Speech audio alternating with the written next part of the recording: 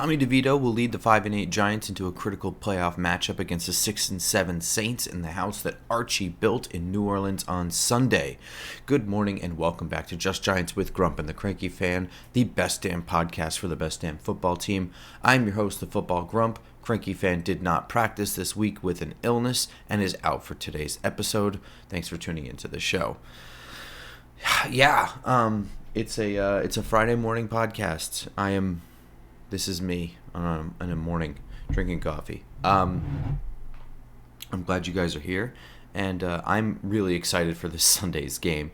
Cranky and I will be attending our family Christmas party. We flirted with the idea of kind of recording, watching the game as family members, sort of passing it out and not really know much about football as sort of this funny little thing. Don't think it's going to happen, but we have a Christmas party every year, so won't rule it out. It just kind of seemed to tie into the big DeVito family thing. This game, Giants are coming into it pretty healthy. Not a lot of people who didn't practice. There's a good chance that Darren Waller can come back. If that happens, it absolutely shifts the way the offense can function and some of the things that they can do. One thing that we noticed a long time ago in training camp is that when Lawrence Cager took Darren Waller's reps in the specific Darren Waller role, those plays were useless because it's kind of highlighting somebody who just doesn't have the same athletic ability. Darren Waller is a unicorn. Not having him in means that those plays just aren't going to work anymore. So I imagine that opens up a lot of what the playbook has been closed for Tommy DeVito. Another shiny car in the garage for him. But everybody else mainly pretty healthy. Dexter Lawrence still kind of nursing that hamstring injury. He played last week, seemed to be fine this week. Still just the same, limited in practice. I think a lot of that is just veteran rest. Evan Neal on the ankle, we've been just fine with Tyree Phillips. Neither one of them is particularly good. Although Phillips is certainly more steady. No denying that. Not going to defend anything Evan Neal has done this year. Cordell Flott kind of has a shoulder injury. I imagine he's still going to be fine. He was shaky last week. This should be a little bit easier of a matchup for him in terms of covering wide receivers. We'll get to that in a little bit. Azeez Ojulari nursing a shoulder injury. I imagine he's going to play too. He's really just kind of reminded everyone he was on the roster last week. And A'Shawn Robinson, again, nursing a hamstring injury, limited in this week's practice. I honestly think that all of these people are going to play except for Evan Neal. So, Giants are coming into this pretty darn healthy. I don't know if we've gotten an official word on Darren Waller yet. I haven't seen it. I do think that he's probably going to play, though. It might be like a game-time decision thing. We might even find out today, so... On the flip side, Saints not so lucky.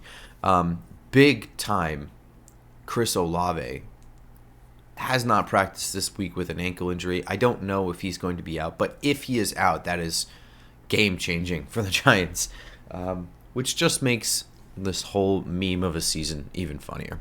But they're banged up all along, the roster. Some of their better guys, Taysom Hill, limited in practice with foot and hand injuries. Cam Jordan with an ankle injury. Rashid Shaheed, leg injuries. But most importantly, like I said, you have Olave, Kendre Miller, and Isaiah Foskey all did not practice this week.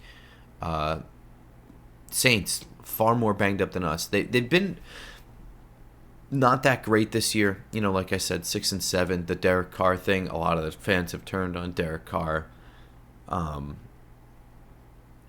But in particular, the last 4 to 8 games, the Saints have been straight bad, I think. I don't know. It's a little hard, having a laser focus on the Giants. My barometer for bad is not where it normally is, but I'm going to try and be honest. Giants have been pretty awful. The Saints have been bad. That being said, this is still the Superdome. This is still the same Giants team with the same offensive line that we've dealt with all year.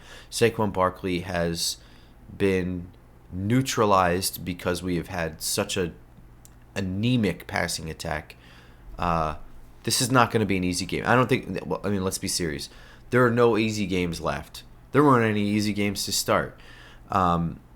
There were never any gimmies with this team. There are even less now. It wasn't that long ago I said I don't think we're going to win ever again, and then we beat the Packers. So one win doesn't change everything. It just changes a lot of things. So the needle is shifted for me. I see a winnable game here.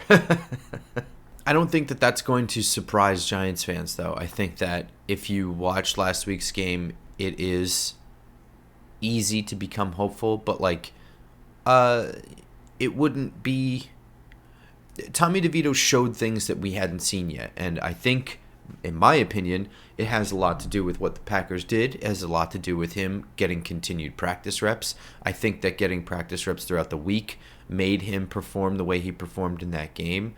I think just continuity in working with the head coach, working with the offensive coordinator, working with the QB coach week after week, they're able to, focus on one bad habit at a time and, work him through on a fast track pace what he needs to do to be an NFL quarterback. So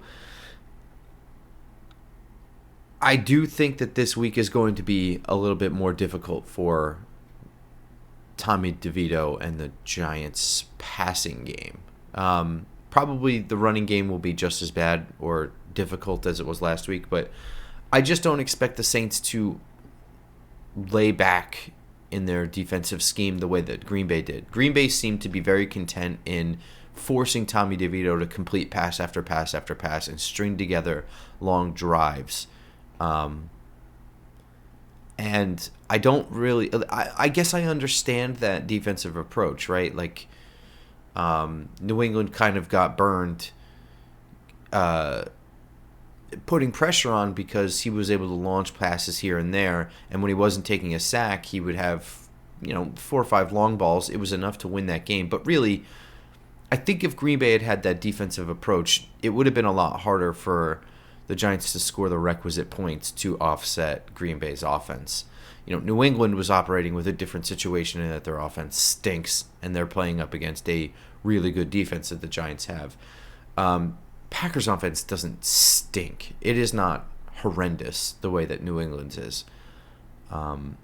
So I get their approach, but I do think that had they brought pressure, kept Tommy on his heels, kept him having to think quickly, it would have been much harder for him to score 24 points cumulatively throughout the game.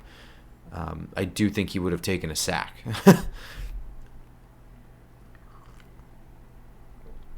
And I just don't think it's in the Saints' DNA to sit back and play defense like that. And I think pressure is coming. I don't think they're going to rush for and leave DeVito to move comfortably in the pocket. And I don't want to say that he had a comfortable pocket in that he wasn't doing the things he needs to do as a quarterback, moving back there. He absolutely was. Showed a lot more pocket poise, but more so pocket movement and manipulation than Daniel Jones did in his first year. Undoubted. I said it at the game.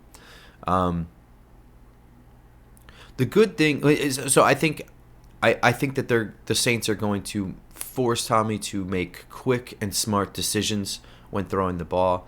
I think that they're going to make him have to identify hot reads accurately and quickly. I think that this is also going to put an enormous amount of pressure on people like John Michael Schmitz and Tommy DeVito to set protections correctly, whether that be the running back in the backfield or the other offensive linemen to his left and right.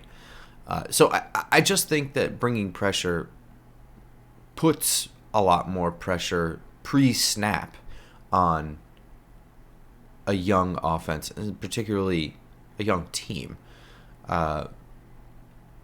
That being said, the Saints aren't very good against the run, and lately they've been even worse. I think they've actually been the worst in the NFL over the last 8 games.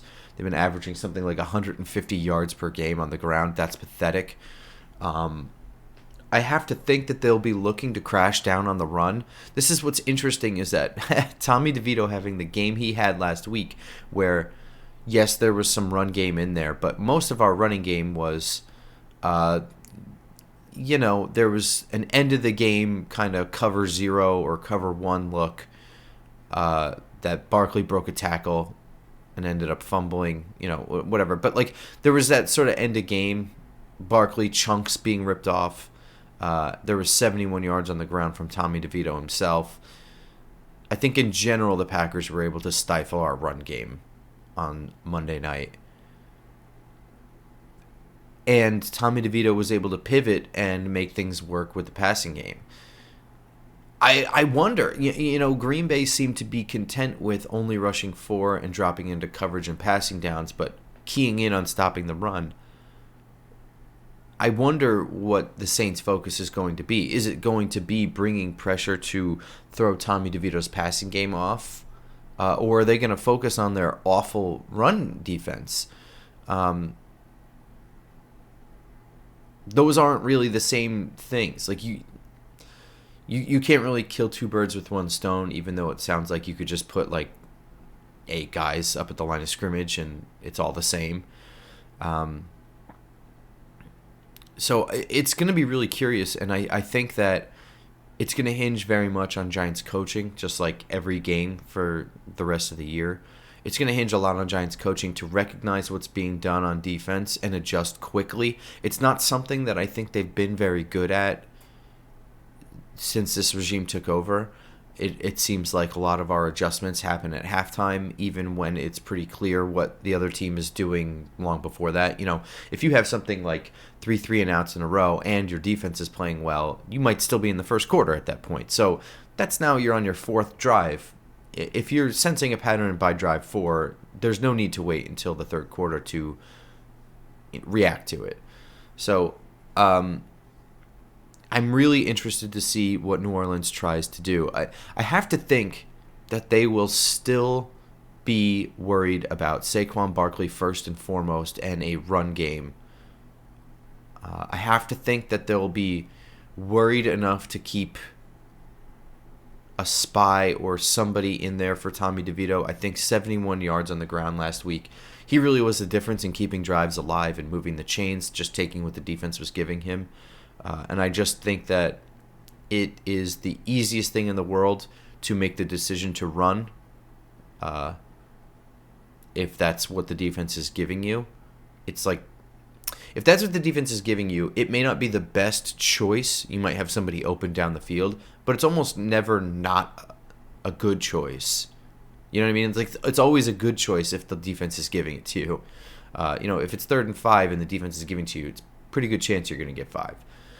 So I don't think that the Saints are just going to give Tommy DeVito that. I think it's the easiest thing in the world as a defense, too, is to just, don't let this guy run. So that's your job. I just think that it's spreading their focus too thin to worry about the run and worry about bringing pressure and worry about spying Tommy DeVito for a defense that is not playing well. So I find it really interesting. I think that there are 3 possible avenues there for the Giants to keep drives sustained, whether that be leaning on a strong rushing attack or taking what the defense is giving you if they're going to continue to not spy Tommy DeVito when you drop back, manipulate the pocket, and look to run if you need to, or if they're going to bring a shitload of pressure. I'm really interested to see how New Orleans attacks Tommy DeVito, how they react to last week. On the other side of the ball, I'm less worried, especially if Olave is a no-go. If Olave is a no-go, this entire offense for New Orleans is Alvin Kamara, and I guess it falls on A.T. Perry, who's like a rookie wide receiver from Wake Forest. I guess you could throw Jawan Johnson in there, big tight end. But without Chris Olave, this is it's just not a scary offense for me. Derek Carr, I don't know if it was last week or the week before, every time Taysom Hill went on the field, the fans cheered. When Derek Carr went back on the field, they booed. It's not something Giants fans are unaccustomed to, that sort of nonsense, but it's certainly not good. It doesn't invoke a lot of confidence in an offense, and I'm sure it doesn't do anything good for Derek Carr's psyche. I know that these guys are professionals, but you cannot lie to me and tell me that that sort of thing doesn't get in their heads. I'm sorry. With a pretty decent O-line that New Orleans has, Derek Carr might not be very good. Fans may not like him, but he's not stupid, at least not in my opinion. I wonder if blitzes are not going to be the most effective thing. It might be prudent to show a lot of blitz and drop into a lot more coverage than actually blitz, more than normal.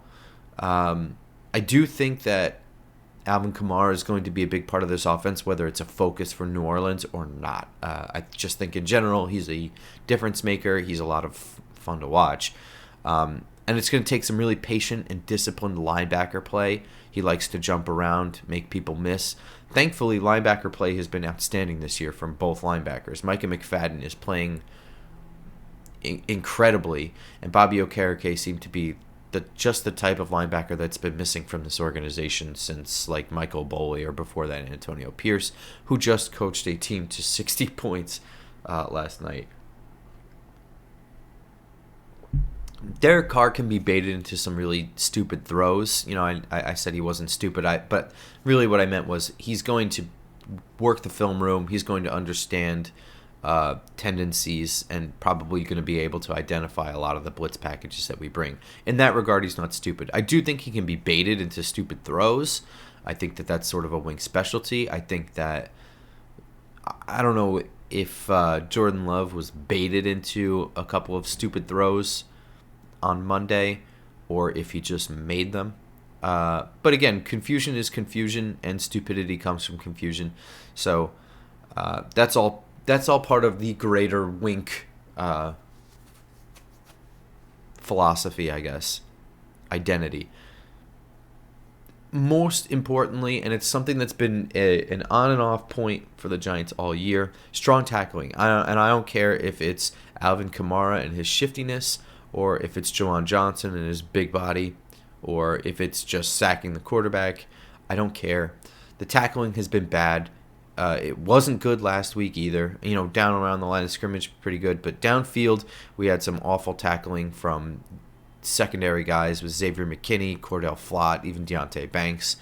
All of those are smaller guys, lighter guys, especially Cordell Flott. But it's got to stop. I mean, Xavier McKinney is a wrap-up guy, but it's often too high. And if he doesn't have help, he can be bullied backwards for 2 to 3 yards before dragging somebody to the ground or something like that. Just in general, the tackling in the secondary has been lackluster. And at times, down around the line of scrimmage, it hasn't been great either. So I do think that if the Giants are going to get burned on defense, it's probably going to have most to do with poor tackling. When it comes to this game, at the end of the day, I'm having a lot of trouble seeing us put together an offense like we saw on Monday night, week after week. I think that, not to take anything away from any Giants players, but it's been a struggle to move the ball on offense all year for a lot of the same guys. And a lot of it comes down to the offensive line not being great. I'm not saying everything. I'm not saying it can't be worked around, but it's certainly hard to put up consistent points week after week against different kinds of defenses every week. And I just don't see us this week scoring 20 points without a defensive score. I actually think we lose this game, but again, really close. I don't think New Orleans is good. I think they can win this game, the Giants. Right now, I have to see 2 games in a row where we scored significant points. The 3 wins from Tommy DeVito is impressive. 24 points from Tommy DeVito is impressive. But that only happened once. Most of these wins have been really, really low-scoring affairs. If I see another win with a 20-plus point total, I will be more consistent with those predictions going forward. In this game, though, I think we might lose in a heartbreaker, something like 19-17 or 19-16, something like that. 17-16, really close game. I think a lot of bad offense, a lot of turnovers. I think there's might be like 3-4 turnovers totally in this game. But I could certainly see the Giants winning this game too. I'm trying to remain pessimistic. I'm trying not to buy into the DeVito jersey juice, whatever, sensation just yet. I'm just trying to remain. I love the legend as it is right now, and I don't want to put too much pressure on the legend and asking to beat the Eagles or anything like that. So after beating New Orleans, we'll start talking about beating the Eagles. Until then, I think the Giants might lose this one in a heartbreaker, and I think that the legend of Tommy DeVito continues week after week. And then around the NFC East, I see the whole NFC East is away this week. Washington at the Rams. I think the Rams win. Washington is a dumpster fire. Dallas at Buffalo, I think, is going to be a close game, but Dallas looks like they're on a roll right now. Buffalo, I got to see 2 games out of them as well. Philadelphia at Seattle. Philadelphia might be reeling a little bit here, and Seattle has everything to play for. I still think Philadelphia wins, but that's going to be one I'm going to keep my eyes on as well. Washington game, less so, but Dallas and Philly definitely going to be watching those games as well. Hoping that Cranky Fan is feeling better for our Monday night episode for Tuesday morning so that we can have a real back and forth. If not, I will have somebody else on because I do not want to do a game review just by myself. I think that's stupid reaction to this game, especially if it's a win and we're into the DeVito mania. Then I will definitely have somebody else on here. So be sure to subscribe, stay tuned, etc. Follow us on Twitter at JustGiantsPod, at @football_Grump, at the Cranky Fan. He is a real person, I promise, for anybody whose first episode is this one. And of course, tell friends. Subscribe on iTunes, SoundCloud, Spotify, and YouTube. Until Tuesday morning, we will see you then. Go Giants.